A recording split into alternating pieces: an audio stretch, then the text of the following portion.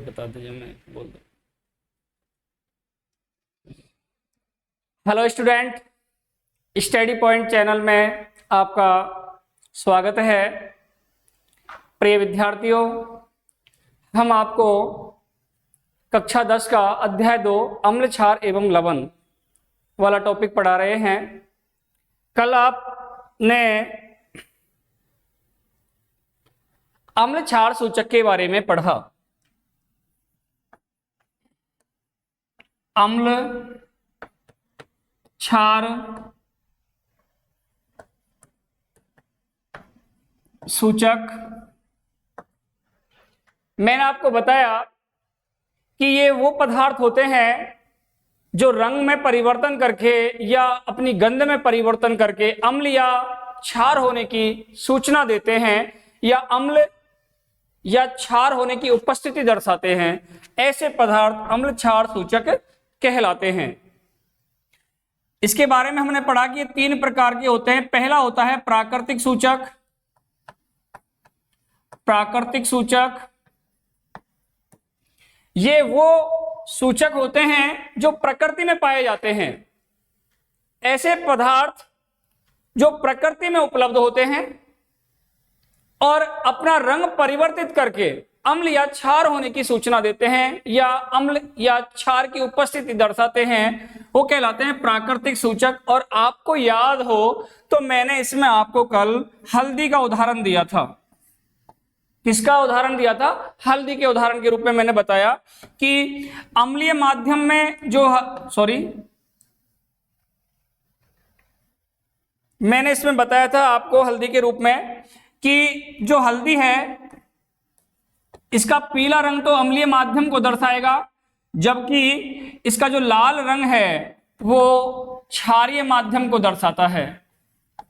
इसको दर्शाता है, क्षारीय माध्यम को दर्शाता है। इसी प्रकार जो दूसरा प्रकार का जो सूचक था वो था कृत्रिम सूचक। कौन सा था? कृत्रिम सूचक।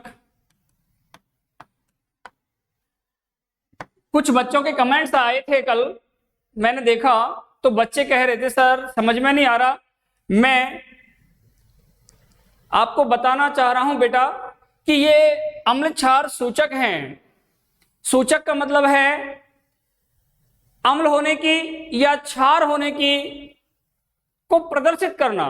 कोई पदार्थ रंग में परिवर्तन करके या उसकी गंध में परिवर्तित करके अम्ल होने को या क्षार होने को प्रदर्शित करता है। जैसे हल्दी है, मैंने प्राकृतिक सूचक में हल्दी का उदाहरण कल बताया। तो हल्दी का पीला रंग उसके अम्लीय प्रकृति को दर्शाता है, क्योंकि आप जो पढ़ रहे हैं वो पढ़ रहे हैं अम्ल, क्षार और लवण, ये आपका अध्याय है। तो यहां हम अम्ल और क्षार के बारे में जान रहे हैं कि अम्ल कैसे होते हैं और उनमें किस प्रकार से परिवर्तन होगा, कौन सा पदार्थ कब अम्लीय होगा, कब वो क्षारीय होगा। तो ये रंग में परिवर्तन करके अम्ल या क्षार होने की उपस्थिति दर्शाते हैं। पीला रंग अम्लीय गुण को दर्शाएगा, अम्लीय प्रकृति को दर्शाएगा, जबकि उसका लाल रंग जो है वो क्षारीय गुण को दर्शाता है। ऐसे कृत्रिम सूचकों में मैंने आपको बताया ये मानव निर्मित सूचक होते हैं, जिनमें मैंने फिनोल्फ्थालीन और मेथिल ऑरेंज का उदाहरण लिया। और तीसरे नंबर पर मैंने आपको बताया था गंधीय सूचक के बारे में। गंधीय सूचक, गंधीय सूचक में आपको याद हो तो यहां मैंने आपको यह भी कहा था कि यहां पदार्थ जो हैं वो गंध में परिवर्तन करके अपनी खुशबू या अपनी बदबू में परिवर्तन करके प्रदर्शित करेंगे अम्ल एवं क्षार होने को। इसमें मैंने आपको कटी हुई प्याज का उदाहरण लिया था। कटी हुई प्याज मैंने बताया था, इसमें जो तीक्ष्ण गंध होती है, तीक्ष्ण जो गंध है,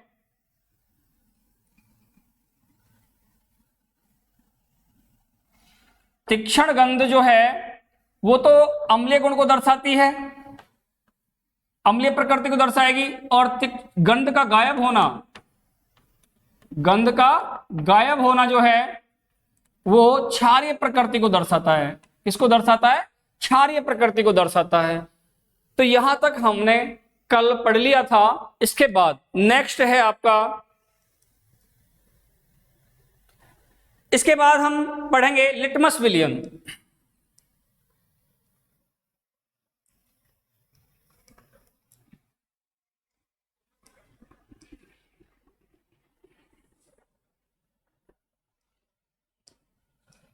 लिटमस विलियन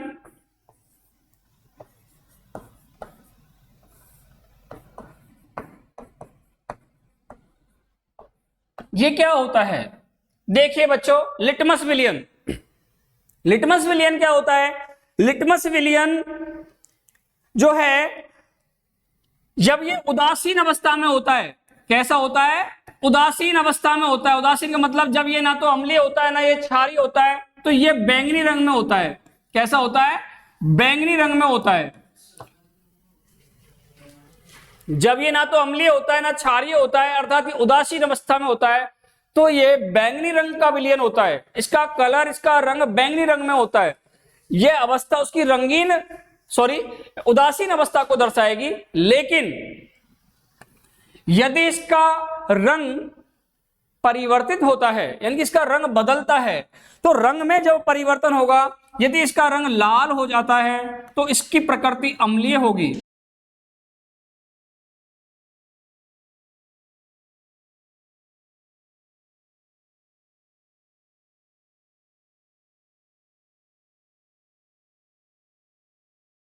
इसका लाल रंग यदि लिटमस विलियन बैंगनी रंग में है तो वह उदासीन है। लेकिन यदि इसका कलर बदलता है और उसका कलर लाल हो जाता है तो यह अम्लीय प्रकृति को दर्शाएगा। ऐसे ही इसका जो नीला रंग होता है वो क्षारीय प्रकृति को दर्शाता है। किसको दर्शाता है? क्षारीय प्रकृति को दर्शाता है। तो लिटमस विलियन जब ये उदासीन होता है तो बैंगनी रंग का विलयन होता है। जब यह उदासीन होता है, अर्थात जब ये ना तो अम्लीय होता है ना क्षारीय होता है, तो कैसा होगा? बैंगनी रंग का विलयन होगा। लेकिन जब यह किसी अम्ल के संपर्क में आएगा तो इसका रंग लाल हो जाता है, और जब यह किसी क्षार के संपर्क में आता है तो इसका कलर नीला हो जाता है। इस प्रकार से लिटमस विलयन। तो लिटमस विलयन क्या है? उदासीन हो। लिटमस विलयन क्या है? जब यह उदासीन होता है तो बैंगनी रंग का विलयन होता है। इस विलयन को इसे कहां से कैसे प्राप्त करते हैं? लाइकेन, इसे लीचेन भी कहते हैं। लाइकेन को लीचेन,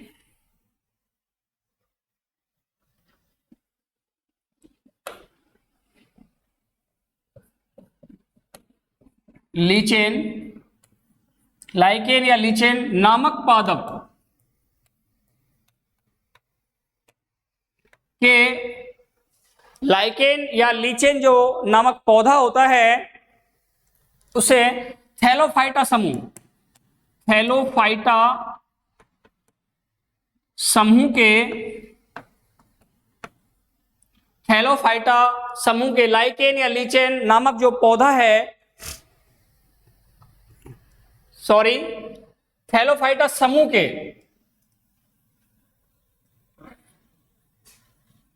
थैलोफाइटा समूह के, थैलोफाइटा समूह के लाइकेन या लीचेन, लाइकेन या लीचेन नामक जो पौधक होता है उसकी एक किस्म होती है रोसेला टिक्टोरिया। रोसेला टिक्टोरिया, रोसेलिया, रोसेला टिक्टोरिया।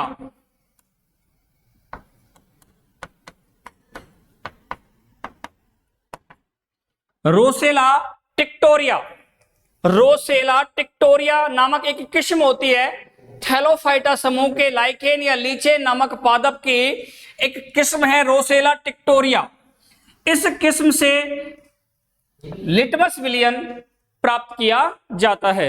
आप पुनः समझें, मैंने अभी आपको बताया लिटमस विलयन जब यह उदासीन होता है तो बैंगनी रंग में होता है। इसका उदासीन का मतलब होता है जब ये अम्लीय और क्षारीय दोनों में से नहीं होता तो ये उदासीन माना जाता है, तब इसका कलर बैंगनी रंग में होता है। लेकिन जब ये किसी अम्ल के संपर्क में आता है तो इसका कलर लाल हो जाता है, क्षार के संपर्क में आता है तो इसका कलर नीला हो जाता है। ठीक है, अब इसे प्राप्त कहां से किया जाता है? तो लिटमस विलियन को थैलोफाइटा समूह के लाइकेन या लीचेन, लाइकेन या लीचेन नामक एक पौधा होता है, उस पौधे की एक किस्म है रोसेला टिक्टोरिया, रोसेला टिक्टोरिया। इस रोसेला टिक्टोरिया नामक जो किस्म है उससे प्राप्त किया जाता है। ठीक है, आगे होगा समझ में। तो आप पहले हेडिंग डालें लिटमस विलियन, हेडिंग डालिएगा लिटमस विलियन, लिटमस विलियन, और ऐसे उसमें अंडरलाइन करें और उसे लिखें, लिखें इसमें लिटमस विलियन, हेडिंग डालकर लिखिएगा। यह उदासीन, यह उदासीन होने पर, यह उदासीन होने पर, यह उदासीन होने पर, बोलो कौन से रंग में होगा? बैंगनी रंग में। समझ रहे हो बच्चों? उदासीन होने पर कौन से रंग में होता है? बैंगनी रंग में। यह उदासीन होने पर बैंगनी रंग का विलयन होता है, यह उदासीन होने पर बैंगनी रंग का विलयन होता है, यह उदासीन होने पर बैंगनी रंग का विलयन होता है, बैंगनी रंग का विलयन होता है। बताओ कहां से प्राप्त करोगे इसे, कैसे प्राप्त किया जाएगा? थैलोफाइटा समूह के लाइकेन या लीचेन, ऐसे लिखेंगे आप लाइकेन इंग्लिश में, लाइकेन या लीचेन नामक पादप की कौन सी किस्म है? रोसेला टिक्टोरिया नामक किस्म से प्राप्त किया जाता है। नीचे स्टार लगाएं ऐसे और स्टार लगाकर लिखें इसे थैलोफाइटा समूह के, इसे थैलोफाइटा समूह के, इसे थैलोफाइटा समूह के लाइकेन, कोष्टक में लीचेन लिख लेना, लीचेन ऐसे,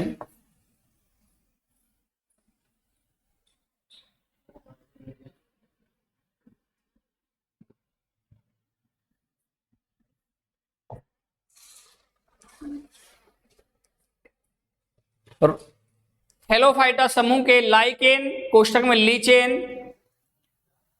लाइकेन कोष्टक में लीचेन, पादप की, पादप की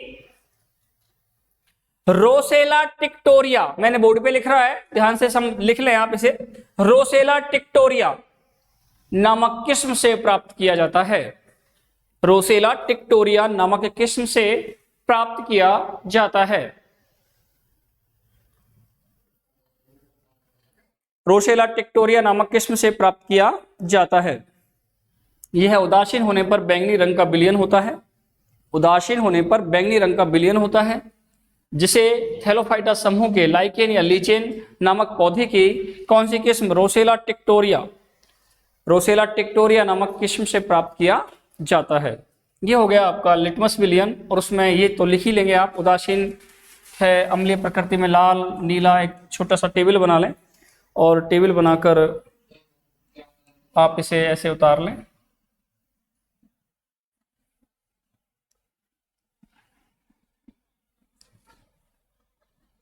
ऐसे एक टेबल बना लें, लिटमस विलयन, लिटमस विलयन, ठीक है, इधर लिख लें अम्लीय प्रकृति,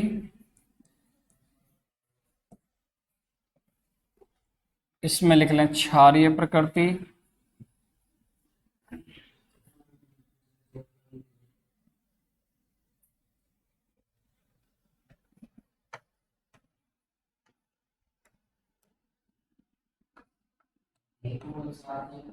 और यहां लिखें उदासीन प्रकृति, उदासीन प्रकृति, यहां उसका रंग। तो देखो लिटमस विलयन अम्लीय प्रकृति में कैसा होता है? ये लाल रंग में होता है। अम्लीय प्रकृति में जब ये होता है तो इसका कलर क्या होता है? लाल होता है। क्षारीय प्रकृति में इसका रंग क्या होगा? नीला। आ रहा है समझ में बच्चों?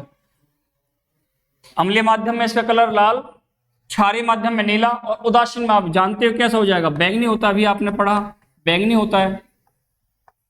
तो उदासीन प्रकृति में इसका जो रंग होता है वो होता है बैंगनी रंग। ये उतारें आप टेबल सहित, यहां तक आप इसे इस टेबल में इसे ऐसे बना लें और यहां तक उतार लें। लिटमस विलियन, अम्लीय प्रकृति, क्षारीय और उदासीन प्रकृति, इसमें लिख लें इसका रंग। अम्लीय प्रकृति में लाल रंग को प्रदर्शित करेगा, क्षारीय प्रकृति में नीले रंग को प्रदर्शित करता है, और उदासीन प्रकृति में ये बैंगनी रंग को प्रदर्शित करता है। आप इसे उतारें, उतार लीजिएगा, उतार लीजिए, यहां तक उतारें।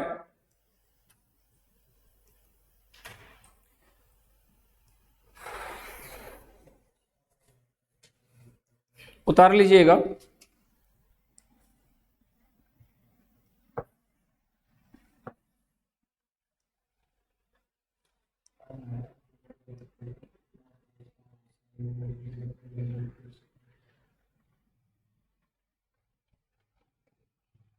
सभी ने उतार लिया होगा शायद। देखिए अब आगे,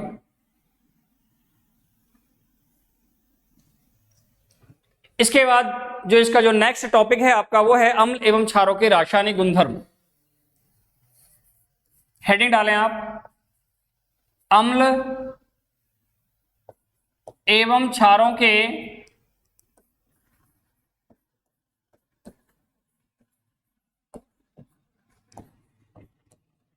रासायनिक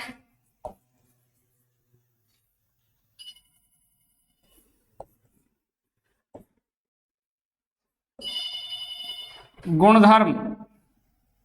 अम्ल एवं क्षारों के रासायनिक गुणधर्म, आप ऐसे अंडरलाइन कर लें, एक हेडिंग के रूप में लिखें इसे, अम्ल एवं क्षारों के रासायनिक गुणधर्म। अम्ल एवं क्षारों के रासायनिक गुणधर्म, हेडिंग डाल लें ऐसे। अब आपको यहां अम्ल एवं जो क्षार हैं, जो आपने अम्ल और क्षारों के बारे में पढ़ा है, उनमें रासायनिक अभिक्रियाओं के माध्यम से उन्हें बताना है कि उनके मध्य रासायनिक अभिक्रियाएं किस प्रकार से होती हैं। कि रासायनिक गुणधर्म रासायनिक अभिक्रियाओं के माध्यम से ही होंगे, और उसमें सबसे पहला जो विशेषता है या उसकी पहले गुणधर्म है वो है अम्लों की धातु के साथ अभिक्रिया। अम्लों की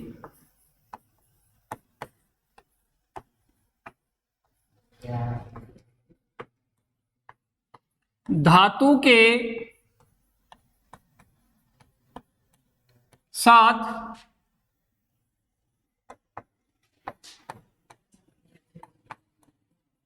अभिक्रिया। अम्लों की धातु के साथ अभिक्रिया। अम्ल एवं क्षारों के रासायनिक गुणधर्म, ये आपका एक नेक्स्ट टॉपिक होगा इस अध्याय का, जो आपको रासायनिक गुणधर्मों के आधार पर समझना है। अब अम्ल और क्षारों के बीच रासायनिक अभिक्रियाओं को समझना है, और उसमें सबसे पहले है अम्लों की धातु के साथ अभिक्रिया। प्रिय विद्यार्थियों, मैंने आपको पढ़ाया, मैंने आपको बताया, जैसे HCl है, HNO3 है, H2SO4 सल्फ्यूरिक अम्ल है, ये ऐसे पदार्थ हैं जो जलीय विलयन में H+ आयन का त्याग करते हैं। इसके अलावा और भी बहुत सारे पदार्थ हैं। ये वो पदार्थ हैं जो जलीय विलयन में हाइड्रोजन आयन देते हैं, जलीय विलयन में हाइड्रोजन आयन देते हैं। तो ऐसे पदार्थ जो जलीय विलयन में हाइड्रोजन आयन देते हैं वो क्या कहलाते हैं? अम्ल कहलाते हैं। क्या कहलाते हैं? अम्ल कहलाते हैं। तो उन अम्लों की अभिक्रिया आप किसी धातु के साथ करवाएंगे। किसके साथ करवाएंगे? किसी धातु के साथ करवाते हैं। आप सब जानते हो धातु कौन होते हैं? कौन है धातु? जो धनायन रखते हैं, इलेक्ट्रॉन का त्याग करते हैं और इलेक्ट्रॉन का त्याग करके धनायन बना लेते हैं, वे धातु कहलाते हैं। तो उनके साथ आपको उनकी रिएक्शंस करनी है, अभिक्रिया दिखानी है। तो आप ध्यान दें, देखिएगा,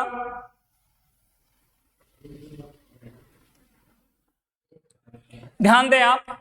जब अम्ल धातु के साथ अभिक्रिया करते हैं, जब अम्ल धातु के साथ अभिक्रिया करते हैं, अम्ल की धातु के साथ अभिक्रिया होती है, तो ये बनाएंगे लवण और साथ में बनता है हाइड्रोजन गैस।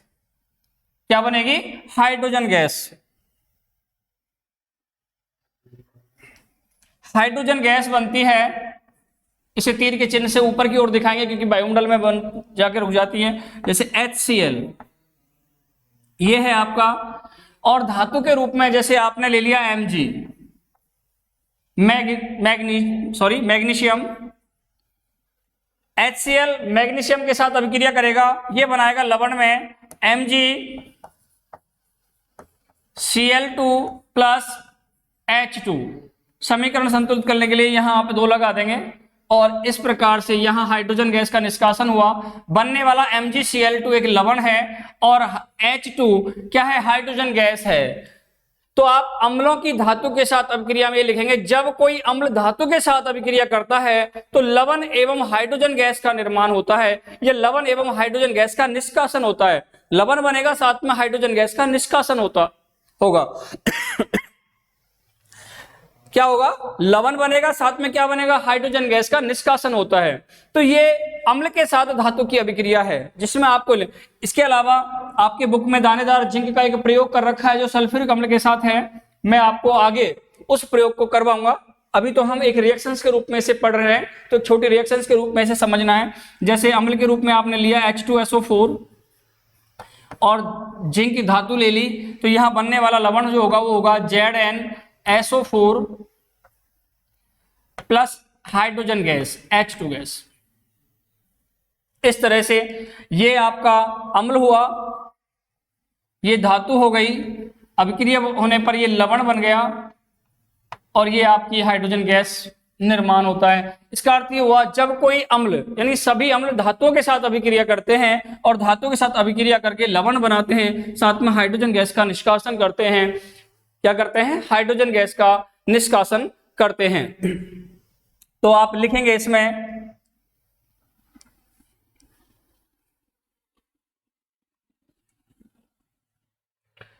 आप अम्लों की धातु के साथ अभिक्रिया में, पहले थोड़ा लिख लीजिएगा, फिर आप समीकरण लिखेंगे। थोड़ा लिख लें, सभी अम्ल धातुओं के साथ अभिक्रिया करके, ऐसे लिखें, प्राय अम्ल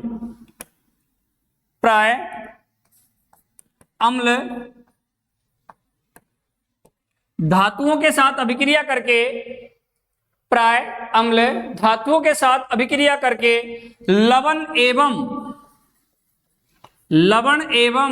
लवण एवं हाइड्रोजन गैस बनाते हैं।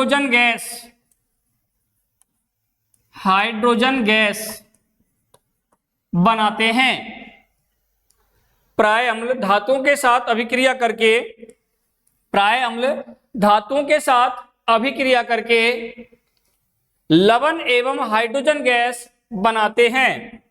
लवण एवं हाइड्रोजन गैस बनाते हैं। लवण एवं हाइड्रोजन गैस बनाते हैं। आप नीचे लिखेंगे, जैसे एग्जाम्पल के रूप में ऐसे लिख देना, अम्ल किससे अभिक्रिया करेगा? धातु के साथ।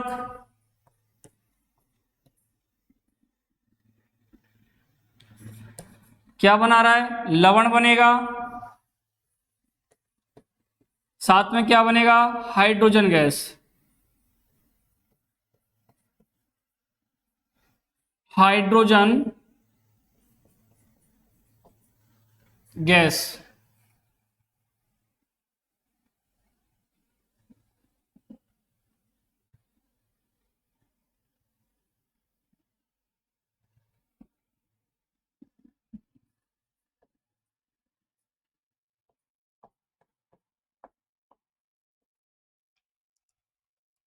उदाहरण के रूप में आप ले लीजिएगा, आप जो भी अम्ल हैं, जो भी आप अम्ल लेना चाहते हैं, जैसे HCl लिया आपने, HCl है, किसके साथ अभिक्रिया कर रहा है?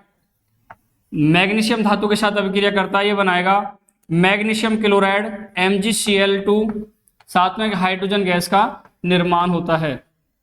समीकरण को संतुलित करें दोनों तरफ, तो आप यहाँ 2 लगा दीजिएगा, आपका समीकरण संतुलित हो जाएगा।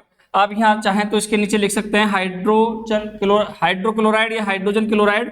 ये आपकी मैग्नीशियम है, यहाँ मैग्नीशियम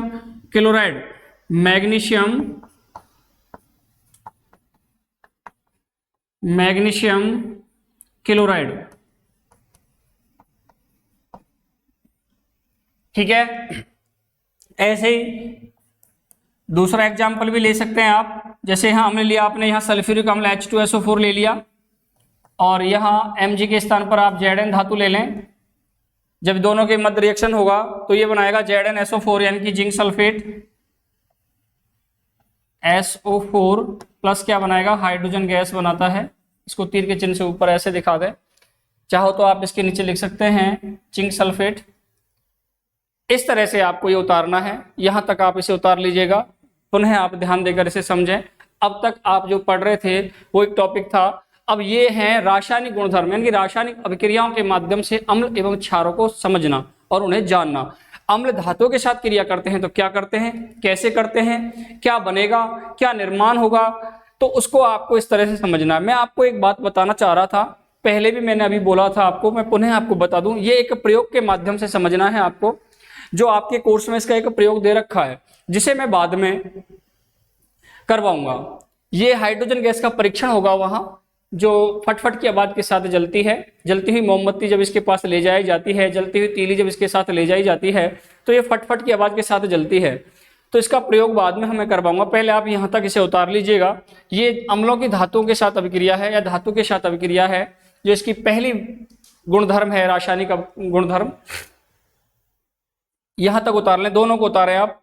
ये पहला समीकरण हो गया, ये दूसरा वाला समीकरण हो गया सल्फ्यूरिक अम्ल वाला। सल्फ्यूरिक अम्ल यानी H2SO4 है ये, प्लस Zn जिंक है, तीर का चिन्ह ZnSO4 है, प्लस H2 यानी कि हाइड्रोजन गैस है। ऐसे ऊपर 2HCl है, ये 2HCl है, प्लस का चिन्ह है Mg यानी कि मैग्नीशियम है, तीर का चिन्ह लगाकर MgCl2 मैग्नीशियम क्लोराइड का निर्माण होगा लवण के रूप में और हाइड्रोजन गैस का निष्कासन होता है। यहाँ इस तरह से आपको ये लिखना है। यहां तक सबने अगर लिख लिया हो तो मैं आगे चलूं। अगली जो विशेषता है, अगला जो गुणधर्म है रासायनिक गुणधर्म, वो है गुणधर्म नंबर 2। गुणधर्म नंबर 2 है, अब तो आपने पढ़ा अम्ल धातु के साथ अभिक्रिया कैसे करते हैं, दूसरा है क्षारों की धातु के साथ अभिक्रिया। क्षारों की धातु के साथ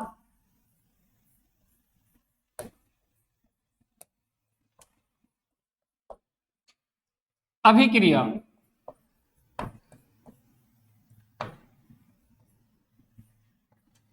क्षारों की धातु के साथ अभिक्रिया।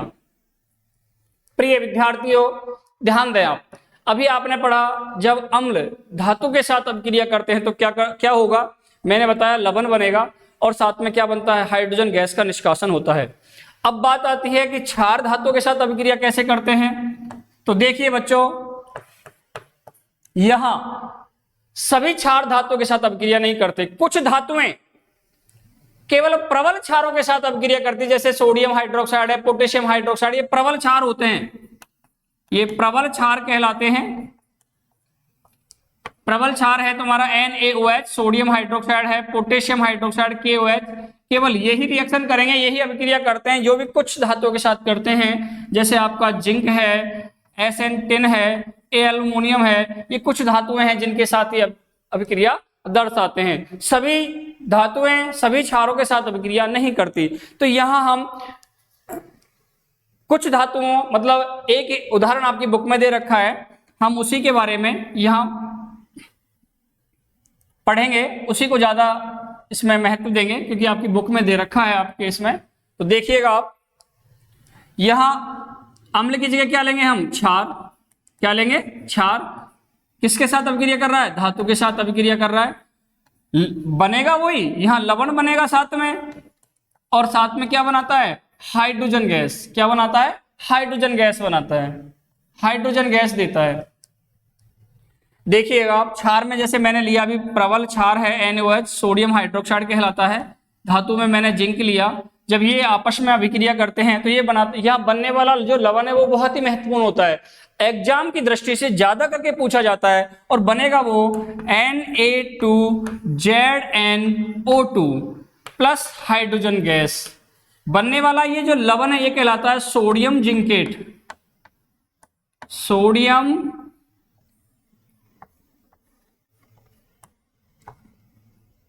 Zincate, sodium zincate.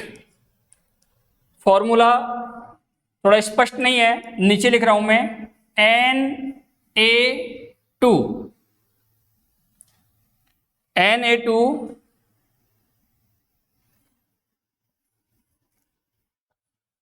ZnO2, ये सोडियम जिंकेट का फॉर्मूला है। Na2ZnO2 जो लवण बनेगा यहां, ये लवण एग्जाम की दृष्टि से बहुत ही महत्वपूर्ण है। कई बार सोडियम जिंकेट का एग्जाम में, बोर्ड एग्जाम में रासायनिक सूत्र पूछा गया है। वो पूछ लेता है कि सोडियम जिंकेट का रासायनिक सूत्र क्या है, या डायरेक्ट भी पूछ लेता है क्षार की धातु के साथ अभिक्रिया लिखिए। जब कोई क्षार धातु के साथ अभिक्रिया करेगा तो उसका रासायनिक समीकरण लिखें। तो बेटा ये आपको समझना है यहाँ कि क्षार जब धातुओं के साथ अभिक्रिया करता है तो पहले तो आपको ये पता होना चाहिए कि सभी क्षार सभी धातुओं से क्रिया नहीं करते। केवल प्रबल जो क्षार होते हैं, जैसे मैंने अभी आपको बताया NaOH ये सोडियम हाइड्रोक्साइड है, KOH ये पोटेशियम हाइड्रोक्साइड है, ये प्रबल क्षार होते हैं दोनों।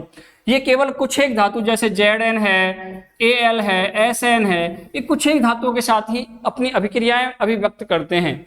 आपकी बुक में ये उदाहरण बहुत अच्छे से दे रखा है और इसी को ज्यादा करके एग्जाम में वो पूछता है, क्योंकि सोडियम जिंकेट के बारे में कई बार एग्जाम में रासायनिक फॉर्मूला आया है उसका कि रासायनिक सूत्र क्या होता है सोडियम जिंकेट का, तो आप इस पर विशेष ध्यान दें। पहले आप थोड़ा लिख लें इसमें क्षारों की धातु के साथ अभिक्रिया में, क्षारों की धातु के साथ अभिक्रिया, हेडिंग डालें, क्षारों की धातु के साथ अभिक्रिया, क्षारों की धातु के साथ अभिक्रिया, क्षारों की धातु के साथ अभिक्रिया,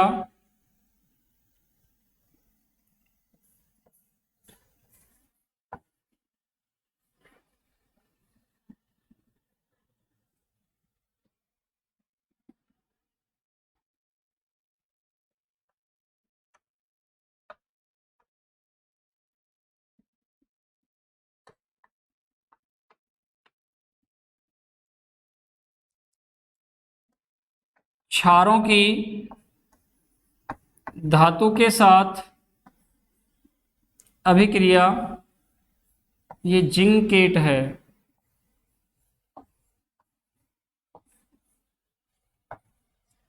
कई बार इसे पूछा है तो आप उसमें लिखेंगे सभी क्षार धातुओं के साथ अभिक्रिया नहीं करते,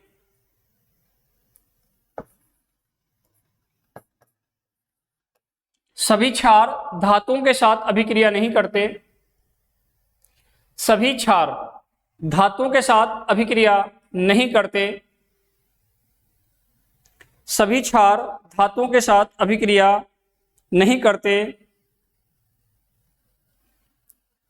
जबकि कुछ क्षार धातुओं के साथ अभिक्रिया करके, जबकि कुछ क्षार धातुओं के साथ अभिक्रिया करके, कुछ में कौन आ जाएगा, प्रबल क्षार आगे दो नहीं, पोटेशियम हाइड्रोक्साइड और सोडियम हाइड्रोक्साइड, जबकि कुछ क्षार धातुओं के साथ अभिक्रिया करके लवण एवं हाइड्रोजन गैस बनाते हैं, जबकि कुछ क्षार धातुओं के साथ अभिक्रिया करके, कुछ क्षार धातुओं के साथ अभिक्रिया करके लवण एवं हाइड्रोजन गैस बनाते हैं, लवण एवं हाइड्रोजन गैस बनाते हैं, लवण एवं हाइड्रोजन गैस बनाते हैं, लवण एवं हाइड्रोजन गैस बनाते हैं।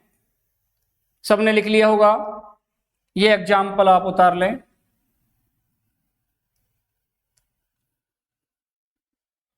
ये एग्जाम्पल के रूप में आप उतारें, बहुत ही अच्छा एग्जाम्पल है इसका। ये सोडियम जिंकेट का कई बार उसने रासायनिक सूत्र पूछा है, Na2ZnO2, Na2ZnO2 ये सोडियम जिंकेट का फॉर्मूला होता है, सोडियम जिंकेट है ये Na2ZnO2।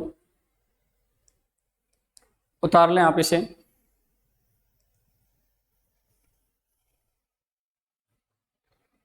Na2ZnO2 उतार लीजिएगा।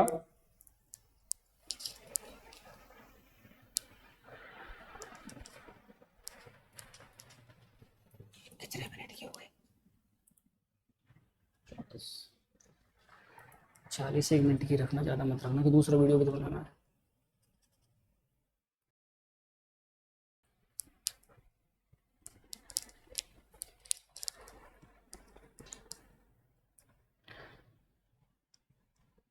यहां तक आपको उतारना है ये Na2ZnO2 सोडियम जिंकेट। बहुत ही महत्वपूर्ण प्रश्नों में है ये, बहुत ही इंपॉर्टेंट क्वेश्चनों में है ये प्रश्न।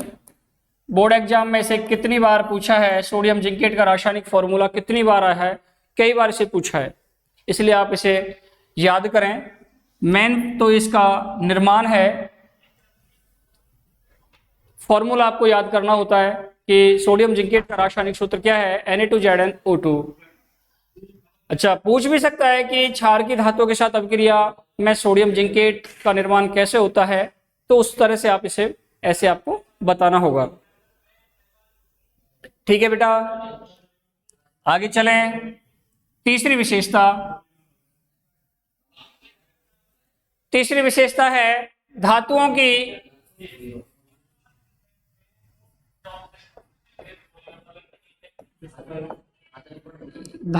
की कार्बोनेट के साथ अभिक्रिया, सॉरी अम्लों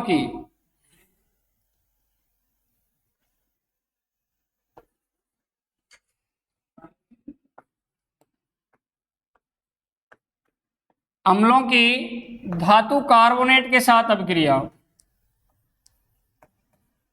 धातु कार्बोनेट के साथ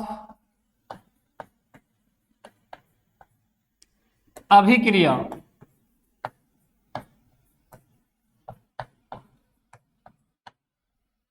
अम्लों की धातु कार्बोनेट के साथ अभिक्रिया, ये तीसरी विशेषता यानी कि तीसरा रासायनिक गुणधर्म है, तीसरी रासायनिक विशेषता है अम्लों और क्षारों के बीच में। हम अम्लों की पढ़ रहे हैं पहले।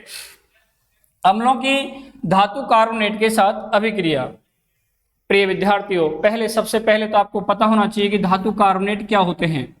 कोई भी धातु ले लीजिएगा, जैसे कि आपने ले लिया मैग्नीशियम। मैग्नीशियम का आवेश आपको पता होता है +2 होता है। कार्बोनेट आप सब जानते हैं CO3-2 होता है। इससे बनने वाला जो नया पदार्थ होगा, नया जो यौगिक होगा, वो बनेगा MgCO3। ये मैग्नीशियम कार्बोनेट धातु कार्बोनेट कहलाएगा, क्योंकि यहां भाग लेने वाला Mg धातु है। ऐसे ही जैसे सोडियम से मुझे बनाना होता है कार्बोनेट, तो क्या बनेगा, सोडियम पर आवेश क्या होता है +1, कार्बोनेट का क्या होता है CO3-2, क्या हो जाएगा, परिवर्तन हो जाती है संयोजकताएं, आप जानते हैं इस चीज में। तो ये क्या बनाएगा Na2CO3, तो ये क्या बनेगा, सोडियम कार्बोनेट बनेगा, जो एक धातु ऑक्साइड है। ऐसे आप कोई और भी कार्बोनेट बना सकते हो, जैसे आप बना लें एल्युमिनियम कार्बोनेट, तो Al3 होता है आवेश इसका, CO3-2 होता है, ये यहां आएगा तो क्या बनाएगा Al2CO3 का होल थ्राइस, ये आपका एल्युमिनियम कार्बोनेट बन जाएगा धातु कार्बोनेट के रूप में। इस तरह से आप इनके कार्बोनेट बना सकते हैं। तो धातु कार्बोनेट का मतलब है जो कार्बोनेट धातु के साथ कार्बोनेट जो आयन होता है, वो जब जुड़ता है तो उससे बनने वाला जो यौगिक होगा वो क्या कहलाएगा, धातु कार्बोनेट कहलाएगा। तो इस प्रकार से आप इनमें क्या करोगे, इनकी अभिक्रिया करवाओगे। क्या करवाओगे, इनकी अभिक्रिया करवाओगे। किसके साथ,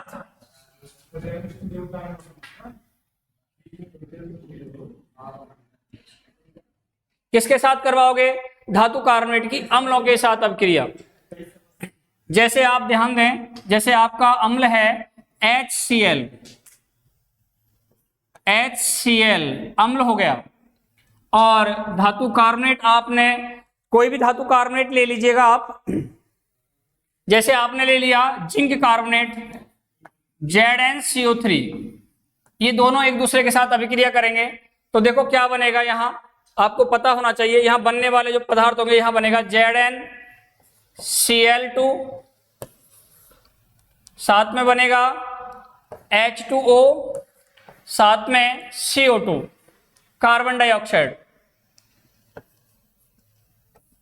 जब कोई अम्ल धातु कार्बोनेट के साथ, ये अम्ल हो गया आपका, ये Zn कार्बोनेट, यानी कि Zn का मतलब जिंक कार्बोनेट हुआ, ये क्या हो जाएगा यहाँ धातु कार्बोनेट हो गया, धातु कार्बोनेट हो गया। ये जब अभिक्रिया करता है, अम्ल धातु कार्बोनेट के साथ अभिक्रिया करता है तो बनाएगा लवण, साथ में बनेगा जल और CO2 गैस का निष्कासन होगा। कौन सी गैस बाहर निकलती है? CO2 गैस का निष्कासन होता है। तो ये आपको समझना है। कोई भी धातु कार्बोनेट ले लीजिएगा आप, और कोई भी आप अम्ल ले सकते हैं, जरूरी नहीं है कि आप यही उदाहरण लें, किसी अन्य उदाहरण के माध्यम से भी इसे समझ सकते हैं। किसी भी अम्ल की जब धातु कार्बोनेट के साथ अभिक्रिया करवाई जाती है तो बनने वाला नया जो पदार्थ होगा वो लवण होगा, जल होगा, और साथ में कार्बन डाइऑक्साइड का बाहर निष्कासन होता है। कार्बन डाइऑक्साइड बाहर आती है, CO2 के रूप में ये बाहर निकल जाती है। तो प्रिय बच्चों, आप यहाँ जो इसकी जो विशेषता है, इसकी अम्लों की धातु कार्बोनेट के साथ जो अभिक्रिया है, उसमें आप यहाँ लिखेंगे लिखिएगा आप, जब कोई अम्ल धातु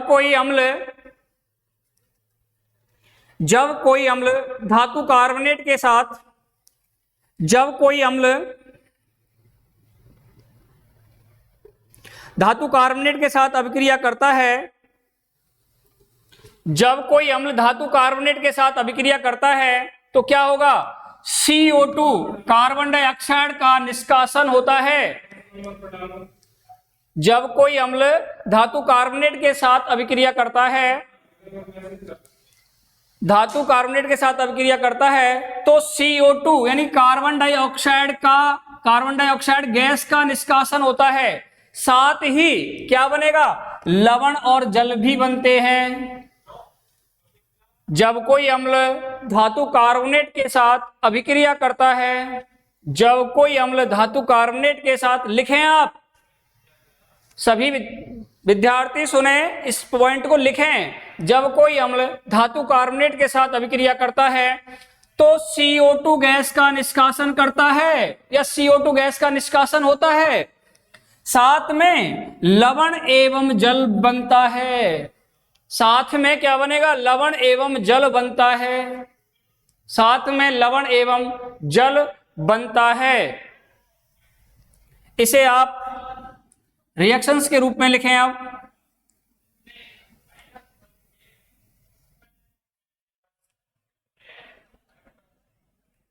रिएक्शंस के रूप में लिखें। जैसे एग्जाम्पल लिख लें आप,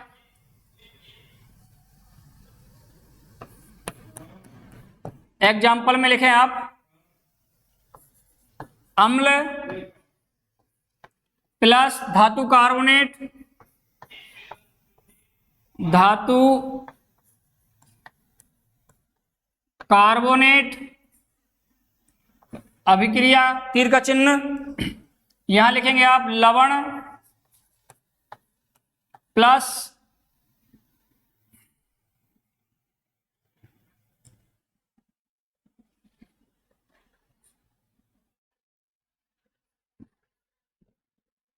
जल plus CO2 gas, carbon dioxide का निष्कासन होगा। अब इसे आप यहां लिख लें, जैसे अभी आपने लिखा HCl प्लस ZnCO3, तीर का चिन्ह, क्या बनेगा? लवण के रूप में ZnCl2, साथ में बनेगा जल H2O, साथ में CO2 का निष्कासन हो जाएगा। आप यहां 2 लगा लें, आपका समीकरण संतुलित हो गया। ये आपका लवण बन गया, ये आपका लवण बन गया।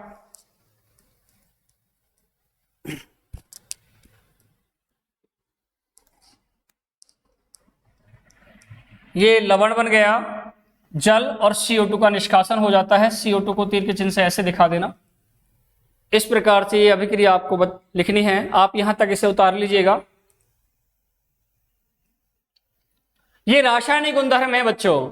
रासायनिक गुणधर्म का मतलब ही होता है रासायनिक अभिक्रियाओं के माध्यम से अम्ल एवं अन्य जो दूसरा पदार्थ है उसके साथ उनके क्या संबंध है, जब वो आपस में अभिक्रिया करते हैं तो क्या बनेगा, कौन कौन से पदार्थों का निर्माण होगा, वो आपको समझना है, वो आपको लिखना है। आप यहां तक इसे उतार लीजिएगा और उतार कर आज का टॉपिक हम यहीं समाप्त करेंगे। अब अगले टॉपिक के साथ आपसे कल मुलाकात होगी। धन्यवाद।